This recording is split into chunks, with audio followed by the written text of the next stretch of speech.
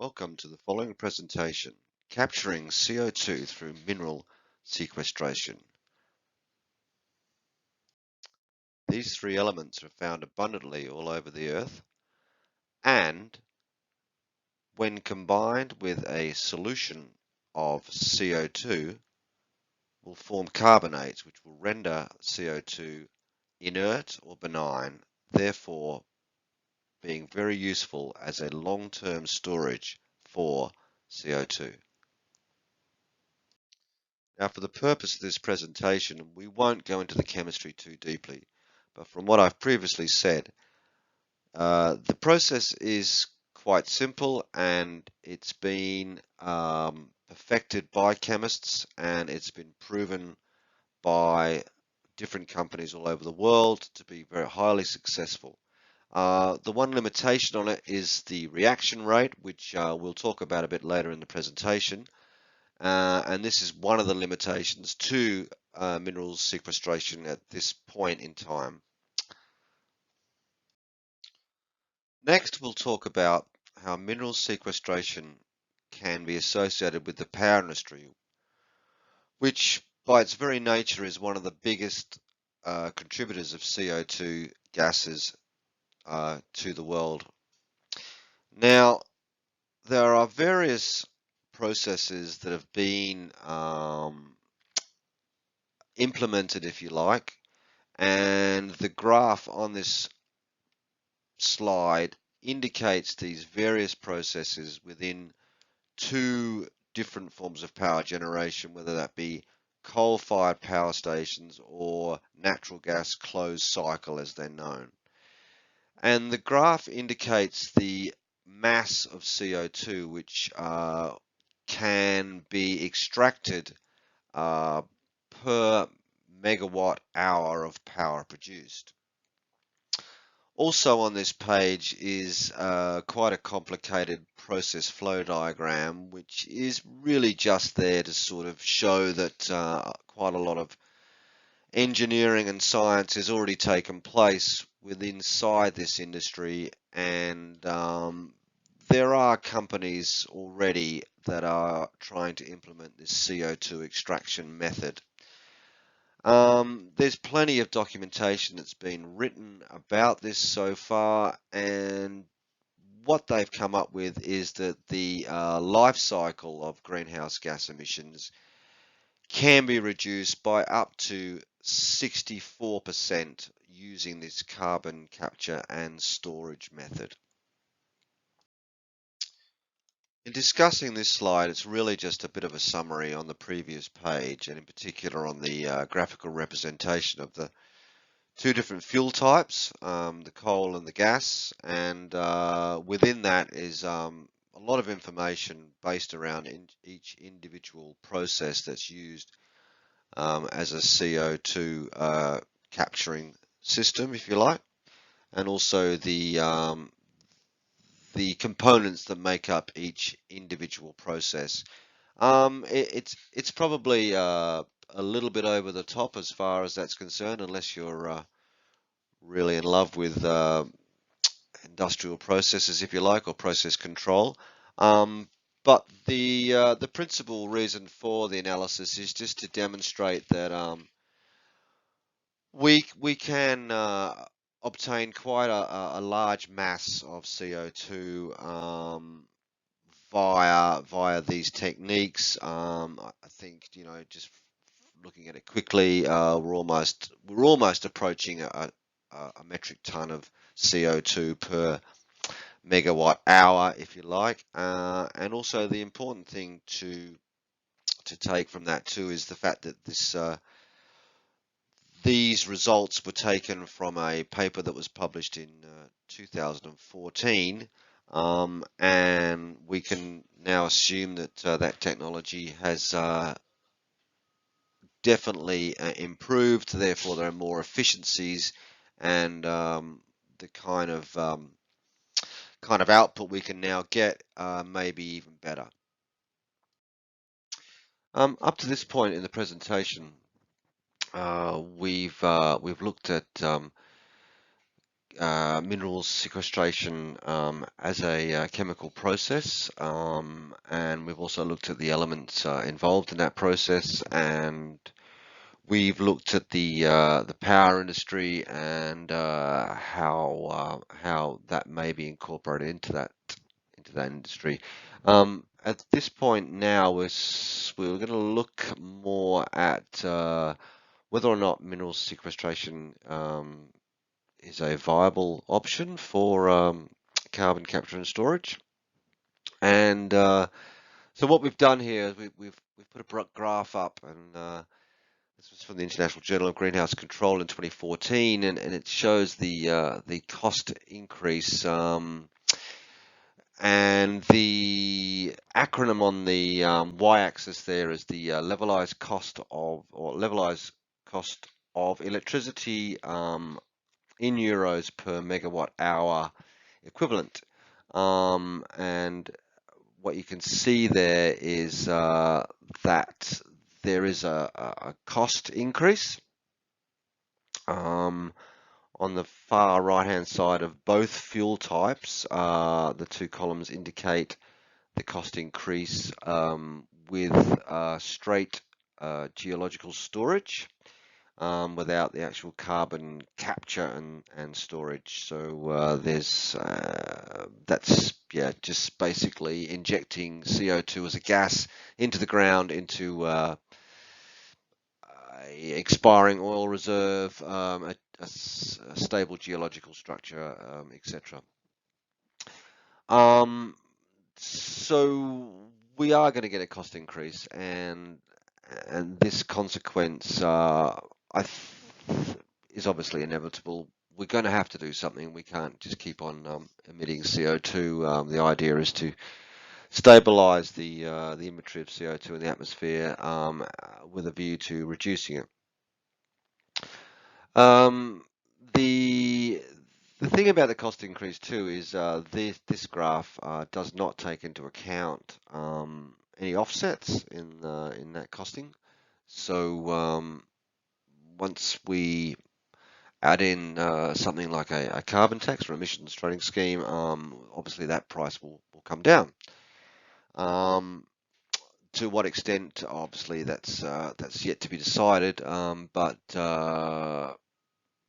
it's not a horrific price increase. It is a price increase, but I think the general public, perhaps mostly in developed countries, are already factoring something like this coming in the future. I mean, there's been a lot of debate for many years now about a carbon tax, an emissions trading scheme, etc. So it's not as if it'll come as a surprise, and perhaps it'll make people just modify their lifestyle, not to a great deal, I expect, but just to be a little bit more energy conscious, and with the subsequent rise in power costs.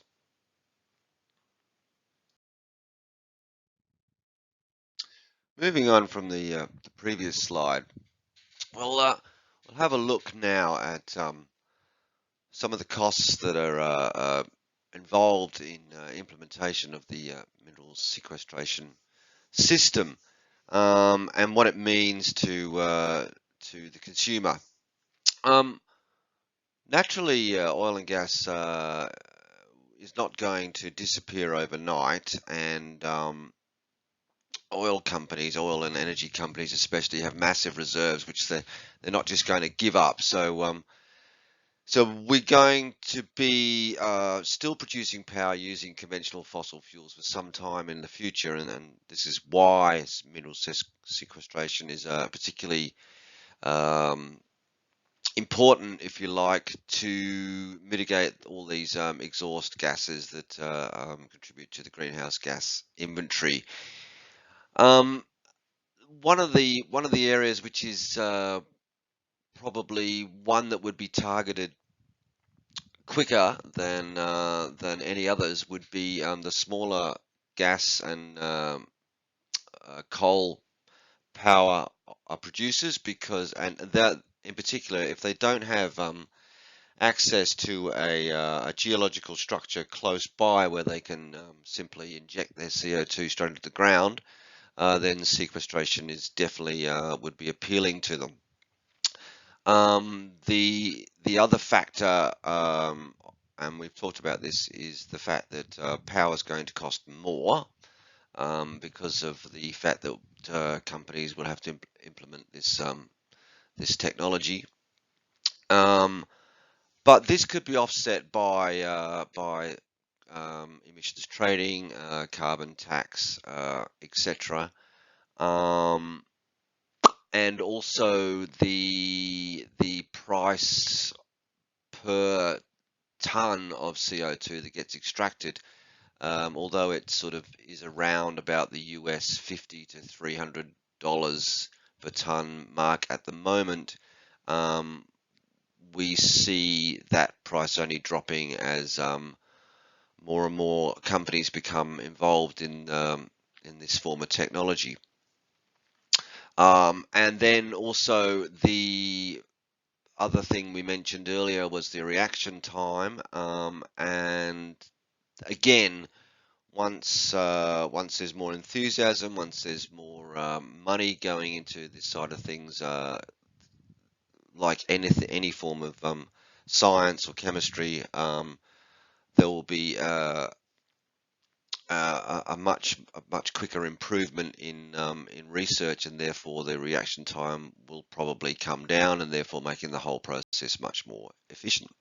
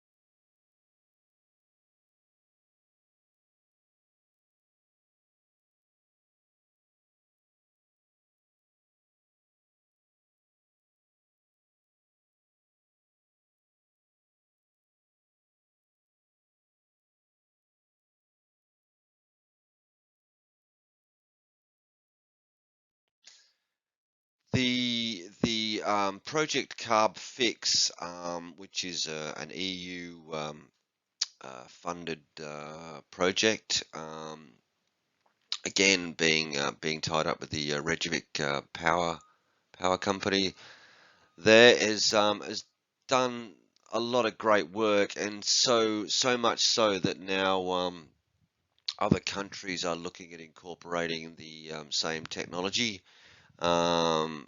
And these are listed here: the Germany, Italy, and Turkey, for argument's sake.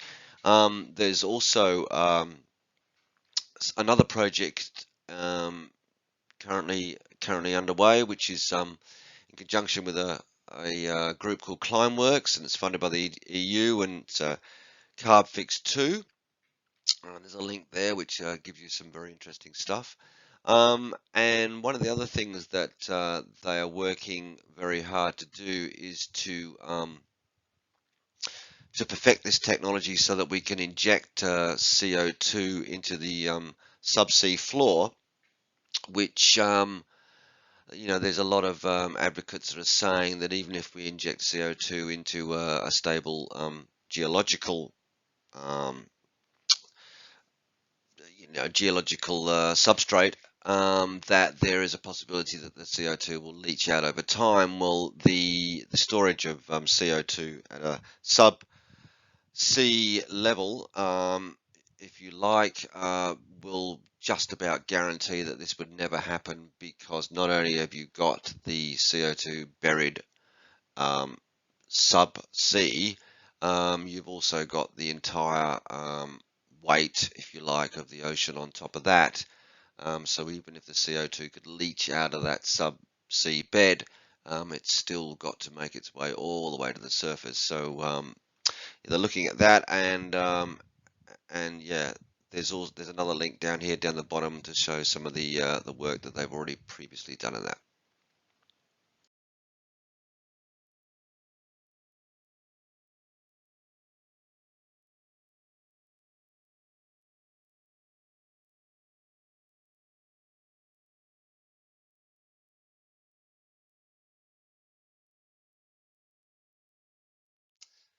Well, I've put this slide together to demonstrate that in WA here, we actually have an ideal opportunity. We've obviously got two very large industries in the LNG industry and the iron ore industry, and one of the waste products from iron ore production, or iron production if you like, are magnesium and iron silicates, which are the fundamental minerals that, when combined with a CO2 solution, will form carbonates and render the CO2 inert. We don't actually do too much downstream processing with iron ore, but that's something that's been going on for decades in West Australia and could easily happen. We have a very reliable supply of CO2 emissions from our LNG processing trains in the northwest. Um, the big companies, the Rios, the BHPs, the Chevrons, the Woodsides, um, they could work together on this one. They have fantastic engineering departments, R&D departments. They're cashed up. They've got all the expertise, and really they could be world leaders in this area if they were willing to do that. And the more you read, the more you find out about how they're now incorporating greenhouse gas emission policies at a corporate level. So you would think that you would see some sort of action in this area very soon.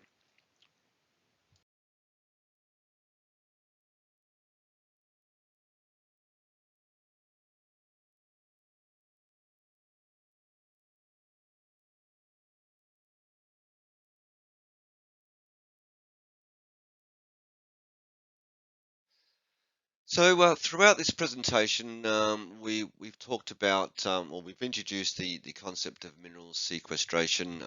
We've discussed three particular um,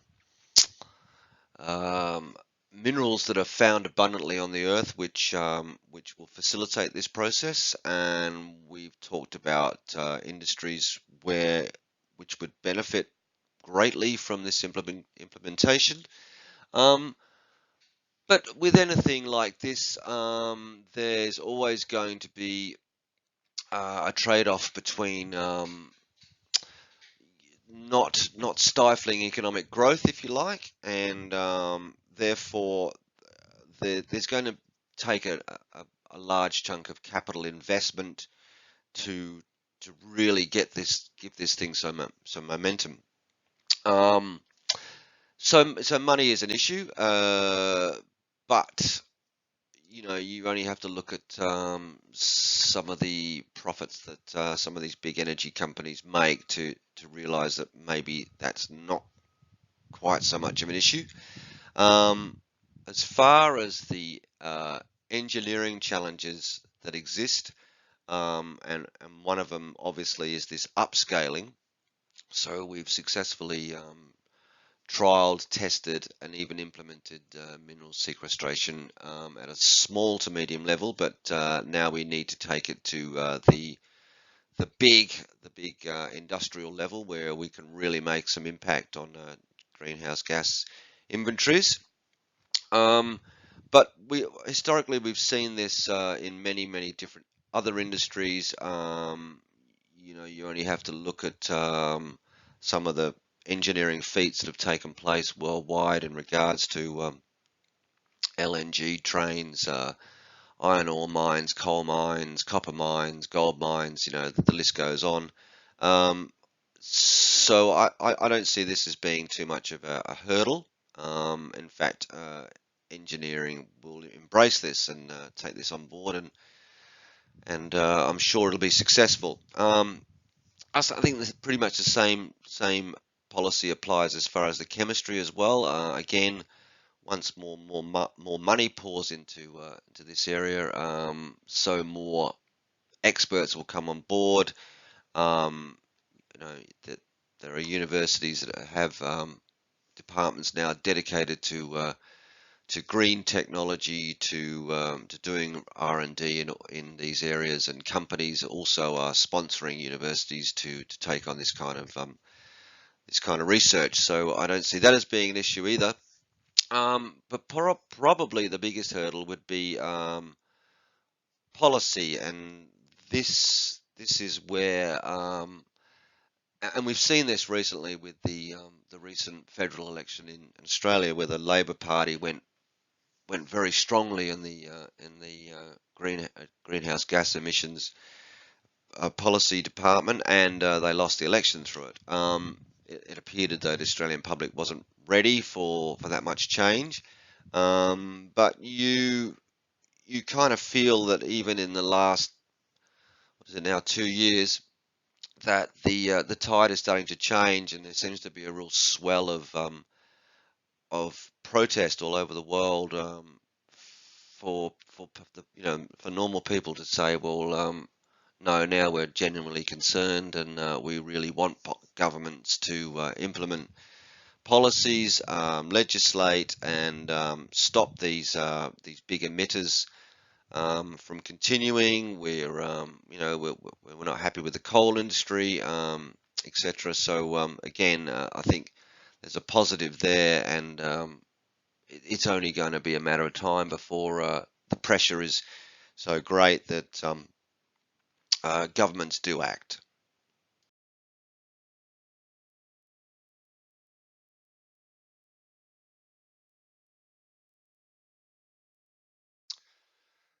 So yeah, continuing on the discussion on addressing those issues from the previous slide. This is pretty much a summary of what I've just said. Again, the CO2, the cost of CO2 will need to be offset eventually, and this will happen if we put a price on carbon, and the big emitters have to pay. Then they'll look at ways of reducing their emissions, or they can capture the carbon, they can on-sell the carbon to other companies who would then maybe specialize in this mineral sequestration. Again, it creates new industries, new jobs. Science learns new things. So I see it all as a positive in that department. Um, and once again, governments, it's simply a case of having some foresight about how we want the world to be for our children, and if there's a little bit of pain that has to be taken by the current generation, then I think we're all quite willing to accept that, so that if there's fundamental change in government policy, if there's an added tax on fossil fuels through the use of you know, fuel, diesel, petrol, etc. Yes, people may obviously complain in the beginning, but it may just make us change our lifestyle slightly, be a little bit more energy conscious. Maybe we, use cars a little bit less and public transport a bit more.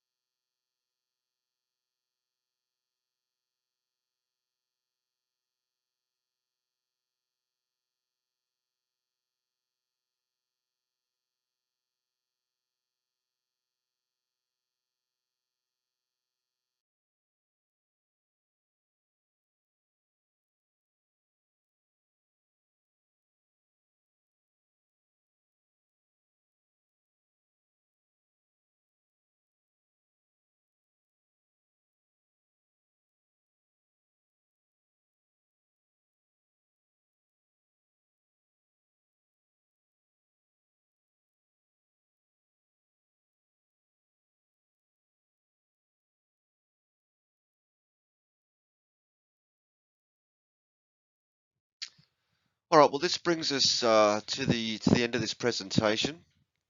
Um, and hopefully I've been able to present some compelling facts and some valuable information um, that would convince the audience that there is definitely some credibility in this particular uh, form of mitigation. Um, Look, it's not the Pandora's box. It's not the single answer to the problem, but it can definitely provide an effective method of reducing CO2 emissions, and combined with other other processes, other methods, um, it will definitely help in the long run. And there's a lot of enthusiasm for this worldwide. The EU is backing it heavily. We've seen from the video from Reykjavik Energy, the two carb fix projects, um, that it's definitely gaining some momentum. And hopefully it will be there in the future, and it'll make a significant contribution, and things will eventually turn the corner. And yeah, it I myself quite like the idea. Um, my background has always been with energy mining, and it's always particularly horrified me the amount of waste that goes on in these types of industries. And I'm all for anything that can render the waste products useful, or render them inert and benign, and therefore not to cause any problems to the world and to the environment and to the population. All right, thank you very much.